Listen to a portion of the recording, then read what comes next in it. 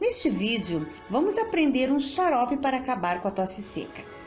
Mas antes, é importante saber o que está causando a tosse seca, porque ela pode ter diversas causas que precisam ser investigadas pelo médico. E as causas da tosse seca podem ser alergias à poeira, animais, pólen, cigarros, gotejamento nasal, asma, e também pode se manifestar por causa de infecções virais, como gripes e resfriados. E um xarope muito bom para a tosse seca, neste último caso, é o de orégano com mel, pois o orégano combate alguns tipos de vírus e bactérias, por conter benefícios que diminuem a atividade desses micro-organismos, que podem causar infecções como gripes e resfriados. Ele também acalma as vias respiratórias e dissolve as secreções. Ele também fortalece o sistema imunológico.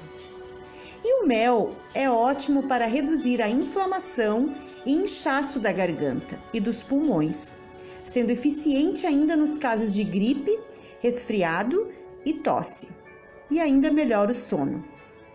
E a mistura destes dois ingredientes, que é o xarope de orégano com mel, é ótimo para a tosse seca, porque ele possui propriedades antitússicas que ajudam a acalmar a tosse.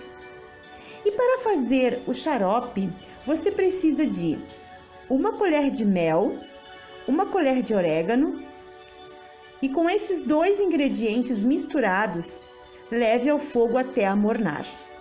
E está pronto o xarope. Você pode tomar de 2 a 3 vezes ao dia.